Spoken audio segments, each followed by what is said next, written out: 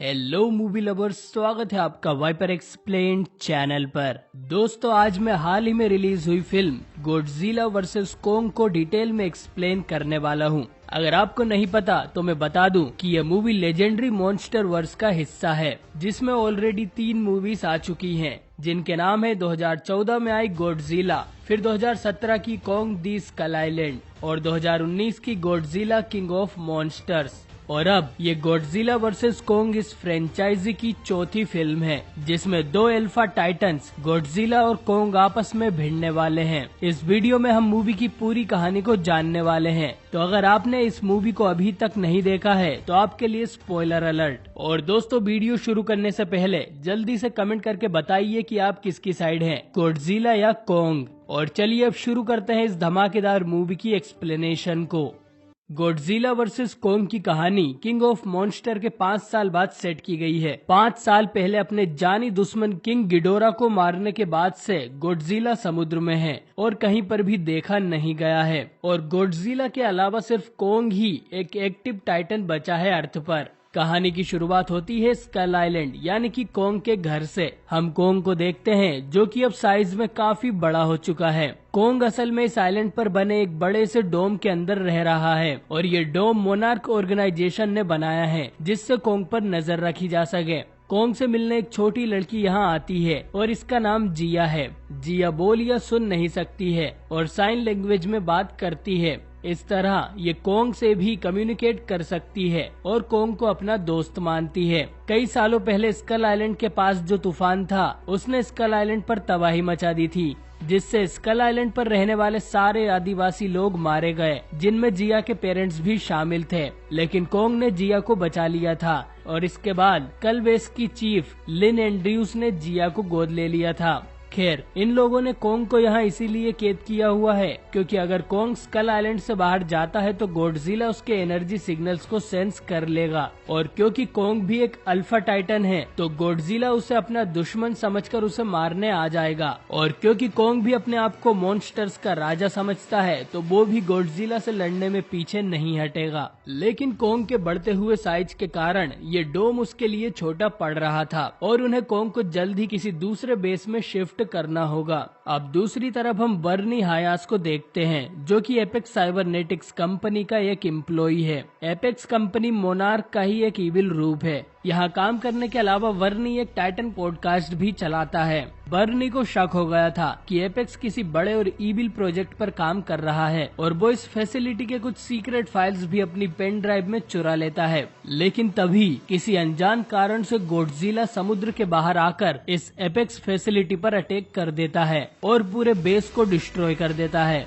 जिसमें बर्नी भी मरते मरते बचता है। और इसी दौरान उसे एक अनजान डिवाइस भी देखने को मिलता है, जो कि एक बहुत बड़ी रोबोटिक आई जैसा लग रहा था। इसके बाद दुनिया भर में ये न्यूज फैलने लगती है कि गॉडजिला अब इंसानों के लिए खतरा बन चुका है। एपेक्स के सीईओ वॉल्टर ये ऐलान करते हैं कि गॉडजिला को खत्म करने के लिए एपेक्स कंपनी एक वेपन पर काम कर रही है और जल्द ही वो गॉडजिला से छुटकारा पा लेंगे। लेकिन मेडिसन ऐसा नहीं मानती थी, क्योंकि गॉडजिला ने पहले भी इंसानों को दूसरे मॉन्स्टर से बचाया था। वो जानती थी कि गॉडजिला बेवजह अटैक नहीं करेगा। वो अपने फादर को भी ये सब बताती है, लेकिन उनका मानना यही था कि क्रीचर्स भी इंसानों की तरह रंग बदलते हैं और गॉडजिला अब उनके लिए खतरा बन चुका है। मेडिसन बर्नी का टाइटन पॉडकास्ट भी सुना करती थी और एक बर्नी ही था जो कि अभी भी गॉडजिला को सपोर्ट कर रहा था। तो मेडिसन बर्नी से मिलने का फैसला करती है। इसके बाद वॉल्टर डॉक्टर नेथन से मिलने जाता है। नेथन मोनार्क का जियोलॉजिस्ट है और इन्होंने अपनी थ्योरी पर एक बुक भी लिखी थी कि अर्थ के अंदर एक होलो अर्थ है, जो कि इन सभी टाइटन्स की जन्मभूमि है और इन टाइटन्स को होलो अर्थ से ही एनर्जी मिलती है। वॉल्टर नेथन को अपने टेक्नोलॉजी चीफ रेन शेरिजावा से भी मिलवाता है। रेन असल में इशिरो शेरिजावा का बेटा है, जिन्होंने पिछले पार्ट में गॉडजिला के लिए खुद को सेक्रीफाइस कर दिया था। लेकिन रेन अपने पिता जैसा बिल्कुल नहीं है और वो भी एपिक्स की तरह टाइटन्स का खात्मा चाहता है। ये नेथन को बताते हैं कि होलो अर्थ सिर्फ एक थ्योरी नहीं बल्कि सच्चाई है और इस होलो अर्थ के अंदर एक बहुत ही बड़ा पावर सोर्स है, जो वहाँ का इकोसिस्टम बनाए रखता है और वहाँ रहने वाले मॉन्स्टर्स को एनर्जी देता है। और अगर ये पावर इन लोगों को मिल जाए तो ये ऐसा हथियार बना सकते हैं जो कि होलो अर्थ से पावर लेगा और गॉडजिला को फिर ये आसानी से मार सकते हैं। नेथन कहता है कि होलो अर्थ में जाना नामुमकिन है। उसके भाई ने भी अंटार्कटिका वाली सुरंग से इसमें जाने की कोशिश की थी, लेकिन उसकी पूरी टीम ही मारी गई। असल में होलो अर्थ के अंदर ग्रेविटी इन्वर्स हो जाती है। वॉल्टर कहता है कि एपेक्स ने एक एंटी ग्रेविटी व्हीकल बनाया है, जिससे इन्हें होलो अर्थ के अंदर जाने में कोई भी परेशानी नहीं होगी। वो चाहते थे कि डॉक्टर नेथन एक टीम को लेकर होलो अर्थ में जाएं और उस पावर सोर्स का पता लगाएं, लेकिन इस काम में सालों लग सकते थे। तो नेथन एक आइडिया बताता है कि हर टाइटन के पास अपनी जेनेटिक्स मेमोरी होती है, जिससे वो अपनी जन्मभूमि को खोज सकते हैं। तो अगर वो कोंग का यूज करें तो कोंग उन्हें होलो अर्थ की एनर्जी सोर्स तक लेकर जा सकता है। अब इसके बाद नेथन स्कल आइलैंड पर डॉक्टर लिन से मिलने जाता है, जो कि उसकी पुरानी दोस्त है। वो उसे इस मिशन के लिए कन्विंस करने की कोशिश करता है। वो उसे समझाता है कि कोंग को वो लोग ज्यादा दिन तक यहाँ नहीं रख पाएंगे, और अगर वो बाहर गया तो गॉडजिला इसे मार देगा। इसलिए इन्हें कोंग को होलो अर्थ में जाने देना चाहिए, जिससे कोंग को नया घर मिल जाएगा और इन्हें वो पावर सोर्स। और कोई रास्ता न होने के कारण लिन इस मिशन के लिए मान जाती है और वो कोंग को लेकर अंटार्कटिका की तरफ निकल पड़ते हैं, क्योंकि वहाँ होलो अर्थ में जाने का रास्ता है। कोंग को उन्होंने सबसे बड़े वाले जहाज पर डाला हुआ था। इन लोगों ने कोंग को यहाँ जंजीरों में बांधा हुआ है, जो कि उसे गुस्सा दिला रहा था, लेकिन वो जिया के कारण ही शांत बैठा है, नहीं तो अब तक वो सारे जहाज को डिस्ट्रॉय कर देता। नेथन से यहाँ माया भी आकर मिलती है, जो कि वॉल्टर की बेटी है, और इस मिशन में वो इनके साथ जाने वाली है। ये लोग ऐसे रास्ते अवॉइड कर रहे थे जहां गॉडजिला इन्हें ना मिले, और लिन बताती है कि गॉडजिला और कोंग के पूर्वजों में पहले से भी दुश्मनी थी और दोनों ही अपने आप को मॉन्स्टर्स का राजा मानते हैं, और ये दोनों आमने सामने आए तो इनके बीच युद्ध जरूर होगा। जिया कोंग से बातें कर उसे शांत रखने की कोशिश कर रही थी। हमें ये भी पता चलता है कि कोंग बहुत ही ज्यादा इंटेलिजेंट टाइटन है, क्योंकि वो जिया और उसकी माँ को साइन लैंग्वेज में बात करते देख खुद भी साइन लैंग्वेज सीख गया था, और वो जिया को जवाब भी दे रहा था। दूसरी तरफ मेडिसन अपने एक दोस्त जोस के साथ बर्नी से मिलने निकल पड़ती है। अब बर्नी को तो ये लोग नहीं जानते थे, लेकिन इन्हें इतना पता था कि वो बहुत सारा ब्लीच यूज करता है।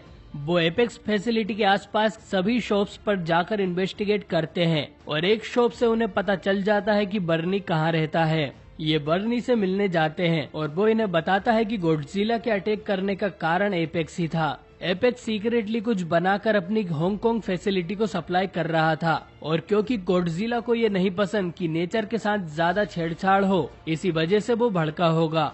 अगले दिन नेथन लिन से कहता है कि हमें जिया को भी अपने साथ मिशन पर लेकर चलना चाहिए। सिर्फ जिया ही कोंग को कंट्रोल कर सकती है। अगर जिया इनके साथ होगी तो वो लोग सेफ रहेंगे, और फिर जिसका डर था वही होता है। गॉडजिला ने कोंग को सेंस कर लिया था और वो तेजी से इनकी शिप्स की तरफ आने लगता है, और ठीक इसी तरह कोंग भी जान गया था कि कोई मॉन्स्टर उसके पास आ रहा है, लेकिन वो चेन्स में बंधा हुआ था। लिन कहती है कि उन्हें कोंग की जंजीरें खोलनी होगी ताकि वो गॉडजिला से खुद को और हमें सेफ रख सके। ह्यूमंस कुछ मिसाइल्स ब्लास्ट कर गॉडजिला को भगाने की कोशिश करते हैं, लेकिन गॉडजिला एक बैटलशिप और कुछ जेट्स को डिस्ट्रॉय कर देता है। इसके बाद वो कोंग वाले जहाज की तरफ आता है, जिसमें बाकी मेन कैरेक्टर्स भी हैं। गॉडजिला शिप को पलट देता है और कोंग के साथ साथ बाकी लोग भी डूबने लगते हैं। नेथन तुरंत ही कोंग की जंजीरें खोल देता है और कोंग उस शिप को सीधा कर पानी से बाहर आ जाता है, और अब कोंग भी रेडी था गॉडजिला का सामना करने के लिए। लेकिन क्योंकि इस शिप पर जिया थी तो कोंग जंप मारकर एक दूसरी शिप पर चला जाता है।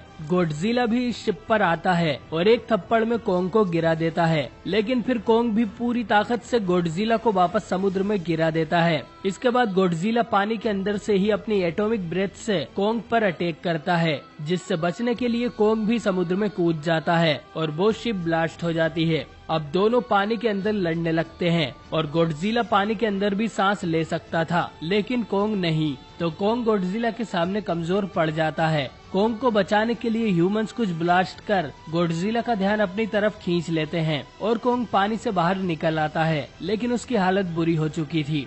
लेकिन अब गॉडजिला ह्यूमंस वाली शिप की तरफ बढ़ रहा था, तो नेथन इस शिप की सभी इंजन्स और पावर ऑफ करवा देता है जिससे गॉडजिला को लगता है कि शिप डिस्ट्रॉय हो गई है और उसमें के सभी लोग मर चुके हैं। अब गॉडजिला कोंग को हरा चुका था, तो वो कोंग को आखिरी वार्निंग देकर वहाँ से चला जाता है। अब गॉडजिला तो वहाँ से जा चुका है, लेकिन अगर ये शिप से कोंग को एंटार्क्टिका लेकर जाते हैं तो गॉडजिला इन पर फिर से हमला कर देगा, तो इन्हें किसी और तरीके से कोंग को वहाँ ले जाना होगा। इधर मेडिसन और जोस बर्नी के साथ एपेक्स की अंडरग्राउंड फैसिलिटी में घुस आते हैं, ये जानने के लिए कि वो ऐसा क्या बना रहे थे जिससे गॉडजिला भड़क गया। इन्वेस्टिगेट करते हुए ये एक कंपार्टमेंट में जाते हैं जहां पर स्कल क्रोलर्स के अंडे रखे हुए थे। ये तीनों यहाँ लॉक हो जाते हैं और ये रूम असल में एक सुपर स्पीड ट्रांसपोर्टर है जो कि इन अंडों को अंडरग्राउंड टनल के थ्रू एपेक्स के हांगकांग वाले बेस पर ले जाने लगता है। इधर कोंग को कई सारे हेलीकॉप्टर से हवा में लटकाते हुए एंटार्क्टिका ले जाया जाता है, पर ये जगह कोंग को पसंद नहीं आती क्योंकि उसके लिए ये काफी ठंडी थी। जिया कोंग से कहती है कि वो होलो अर्थ वाली टनल में जाए, वहाँ उसका घर है, लेकिन कोंग मना कर देता है और टनल में नहीं जाता। इससे इनका सारा मिशन रुक जाता है और ये जगह कोंग के लिए काफी ठंडी थी, अगर कोंग यहाँ रहा तो भी मारा जाएगा। इस पर नेथन को एक आइडिया आता है और जिया से बुलवाया जाता है कि उस सुरंग में कोंग के जैसे और लोग भी रहते हैं, जैसे उसकी फैमिली। अब कोंग जिया की बात मान जाता है और उस टनल में कूद जाता है और बाकी लोग एपेक्स की एंटी ग्रेविटी व्हीकल में कोंग का पीछा करते हैं। कुछ अंदर जाने पर इन्हें हाई ग्रेविटेशनल पुल का सामना करना पड़ता है, लेकिन इन व्हीकल्स के कारण इन्हें कुछ नहीं होता और ये सभी कोंग के साथ होलो अर्थ में पहुंच जाते हैं, जहां पर ग्रेविटी इन्वर्स हो जाती है और ये जगह कोंग को अपने आइलैंड जैसी ही लग रही थी।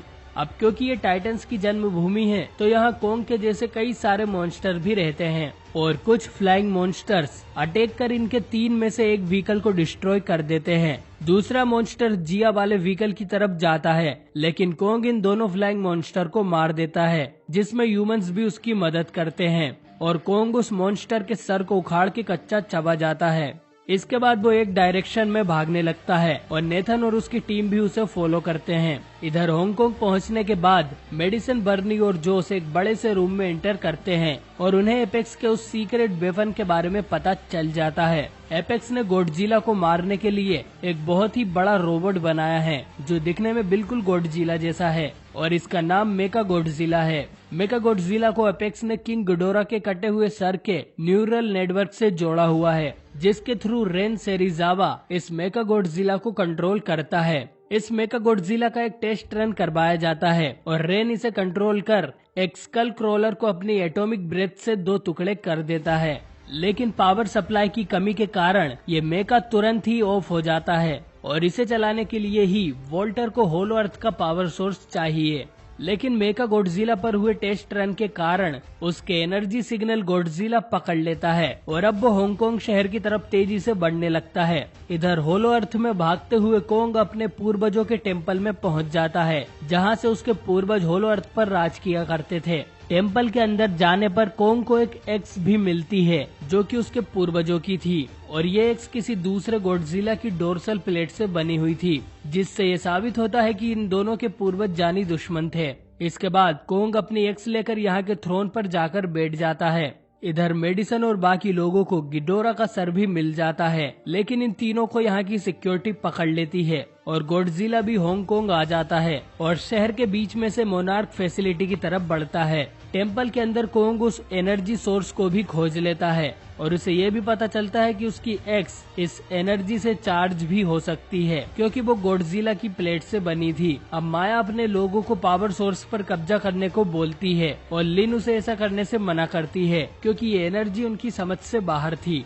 लेकिन माया नहीं मानती और एक मशीन के जरिए इस पावर सोर्स सिग्नेचर को हांगकांग वाले बेस पर ट्रांसफर कर देती है। और अब क्योंकि उनका मिशन पूरा हो गया था, तो माया के गार्ड्स नेथन, लिन और जिया पर गन पॉइंट करते हैं और ये देख कोंग गुस्से में रोर करता है।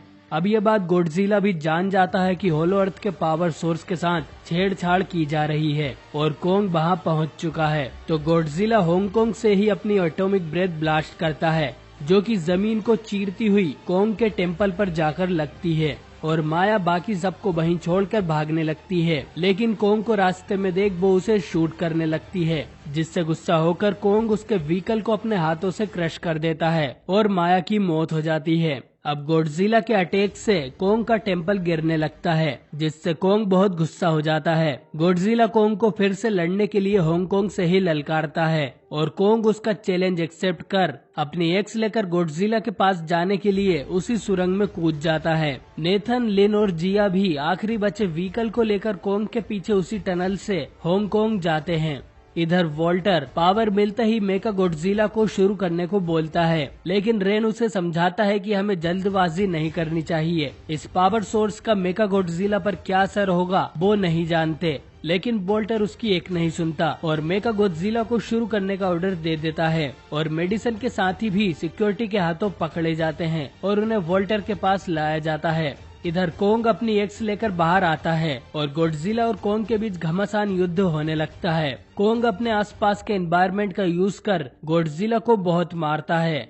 वो इस बात का भी ख्याल रखता है कि वो गलती से भी गॉडजिला के मुंह के सामने न आए, क्योंकि गॉडजिला की तरह कोंग की स्किन पर कवच नहीं है और सिर्फ एक एटॉमिक ब्रेथ लगने से कोंग की मौत हो जाएगी। कोंग अपनी एक्स गॉडजिला की गर्दन में घुसा देता है, लेकिन गॉडजिला उसे निकाल कर फेंक देता है। इसके बाद वो कोंग पर अपनी एटॉमिक ब्रेथ से अटैक करता है, लेकिन कोंग अपनी तेजी दिखाते हुए उससे बच जाता है और अब कोंग अपनी एक्स से गॉडजिला की ब्रेथ को भी ब्लॉक कर सकता था। वो अपनी एक्स को गॉडजिला की ब्रेथ से चार्ज कर उसके मुंह पर ही मार देता है, जिससे एक बड़ा धमाका होता है और गॉडजिला कुछ देर के लिए नॉकआउट हो जाता है। लेकिन गॉडजिला कुछ ही मिनट में वापस उठ खड़ा होता है और कोंग चुपके से गॉडजिला पर अटैक करता है।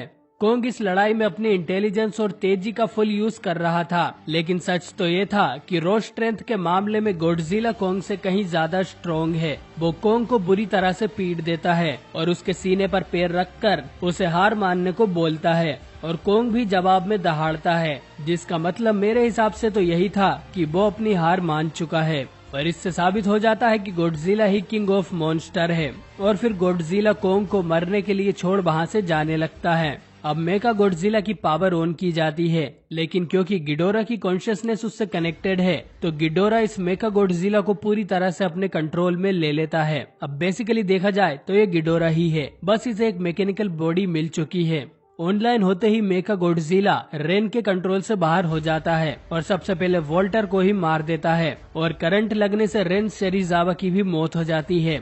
इसके बाद मेका गॉडजिला एपेक्स को डिस्ट्रॉय करता हुआ बाहर निकलता है और पूरे हांगकांग शहर को तबाह करने लगता है। अब गॉडजिला उसे खत्म करने उसकी तरफ बढ़ता है, लेकिन मेका गॉडजिला बहुत ही ज्यादा पावरफुल और तेज था। वो गॉडजिला को कड़ी टक्कर देता है और गॉडजिला को ओवर पावर करने लगता है। बर्नी और जोस मेका गॉडजिला को मैनुअली बंद करने की कोशिश में लग जाते हैं। इधर जिया कोंग की बॉडी के पास जाती है और सेंस करती है कि उसकी हार्ट बीट कम हो रही है और वो जल्द ही मारा जाएगा। वो ये सब लिन और नेथन को बताती है। अब उसकी धड़कनों को तेज करने के लिए इन्हें उसे एक बहुत ही बड़ा बिजली का झटका देना होगा। नेथन को माया की बात याद आती है कि एपेक्स की एंटी ग्रेविटी व्हीकल इतनी एनर्जी से चलती है कि पूरे लास वेगास को एक हफ्ते तक पावर सप्लाई कर सके और वो डिसाइड करते हैं कि आखिरी बचे व्हीकल से वो कोंग के दिल को बिजली का झटका देंगे। इधर गॉडजिला मेका गॉडजिला से हारता जा रहा था। मेका गॉडजिला की एटॉमिक ब्रेथ भी गॉडजिला की ब्रेथ से ज्यादा पावरफुल थी, जिससे गॉडजिला इंजर्ड हो जाता है। इधर नेथन उस व्हीकल को कोंग की चेस्ट पर लैंड कराता है और पूरी पावर से उसे जोरों का बिजली का झटका देता है, जिससे कोंग रिवाइव हो जाता है। जिया कोंग को साइन लैंग्वेज में समझाती है कि गॉडजिला उनका दुश्मन नहीं है और कोंग को उसे बचाना होगा और कोंग जिया की बात मान लेता है। इधर मेका गॉडजिला अपनी एटॉमिक ब्रेथ से गॉडजिला के सर को ब्लास्ट करने ही वाला होता है, लेकिन तभी कोंग वहां आकर गॉडजिला को बचा लेता है। इसके बाद गॉडजिला भी कोंग को बचाता है और फिर दोनों मिलकर मेका गॉडजिला से लड़ने लगते हैं, लेकिन ये इन दोनों पर भी भारी पड़ रहा था। फिर कोंग अपनी एक्स लेकर आता है और उससे मेका गॉडजिला को मारने की कोशिश करता है। इधर जोस और बर्नी मैनुअली मेका गॉडजिला को ऑफ नहीं कर पा रहे थे, तो जोस एक आखिरी कोशिश में एपेक्स के सर्वर में पानी डाल देता है, जिससे मेका गॉडजिला कुछ सेकंड्स के लिए डिस्ट्रैक्ट हो जाता है। फिर मौका देखकर गॉडजिला अपनी एटॉमिक ब्रेथ से कोंग की एक्स को सुपर चार्ज कर देता है और फिर कोंग उस एक्स से मेका गॉडजिला के टुकड़े टुकड़े कर उसकी गर्दन भी उखाड़ देता है और मेका गॉडजिला मारा जाता है। सभी लोग चैन की सांस लेते हैं कि आखिर ये सब खत्म हुआ। लेकिन अब गॉडजिला फिर से कोंग से लड़ने उसके सामने आता है और क्योंकि कोंग किसी के सामने नहीं झुकता तो वो भी अपनी एक्स लेकर एक बार फिर उससे लड़ने को तैयार हो जाता है। अब क्योंकि कोंग ने गॉडजिला की मदद की है तो गॉडजिला कोंग को रिस्पेक्ट दिखाता है और ये देख कोंग भी बदले में अपनी एक्स नीचे रख देता है। गॉडजिला समझ चुका था कि कोंग एक वर्दी अल्फा है और उसके या ह्यूमंस के लिए खतरा नहीं है, तो वो कोंग को छोड़कर वापस समुद्र में चला जाता है। आखिरी के सीन में हम देखते हैं कि मोनार्क ने अपना एक बेस होलो अर्थ में भी बना लिया है और जिया भी यहीं पर है और लिन और नेथन इस जगह पर रिसर्च कर रहे हैं। कोंग मजे से इस होलो अर्थ पे राज कर रहा है और ये फिल्म यहीं पर खत्म हो जाती है।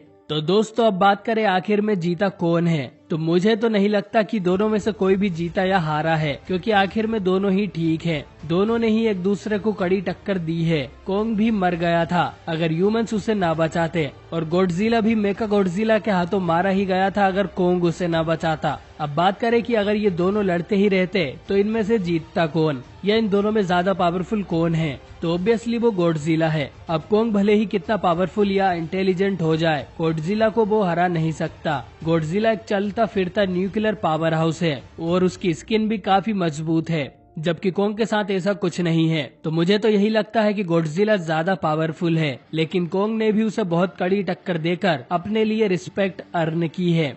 गॉडजिला कैरेक्टर को जापान के टोहू कंपनी ने जन्म दिया था और गॉडजिला पर अब तक 36 लाइव एक्शन मूवीज बन चुकी हैं, जिसमें से 32 तो टोहो ने ही बनाई थी और इनमें 2 मूवीज में गॉडजिला किंग कोंग से लड़ चुका है। अब बात करें किंग कोंग कैरेक्टर की, तो ये उस पर बनी 12वीं फिल्म है। इस मूवी के एंड में हमें आगे के पार्ट्स का कोई हिंट नहीं दिया गया है। अगर ये मूवी सुपरहिट होती है तो स्टूडियो जरूर आगे के पार्ट्स लेकर आएगा और मॉन्स्टर वर्स में करीब 17 मॉन्स्टर एग्जिस्ट करते हैं, जिनके ऊपर ढेर सारी मूवीज बन सकती हैं। तो दोस्तों आपको ये फिल्म कैसी लगी कमेंट करके जरूर बताएं और ये भी कि आपने गॉडजिला की पुरानी मूवीज देखी है या नहीं, अगर हाँ तो कौन सी उसका नाम भी कमेंट में जरूर बताएं। मैंने तो ये मेका गॉडजिला वाली मूवी कई बार देखी है। और अगर आपको मेरी ये वीडियो पसंद आती है तो इसे लाइक करें और चैनल को सब्सक्राइब करना ना भूलें। मैं आपके लिए और भी ऐसी मूवीज लाता रहूंगा। मिलता हूँ आपसे अगली वीडियो में।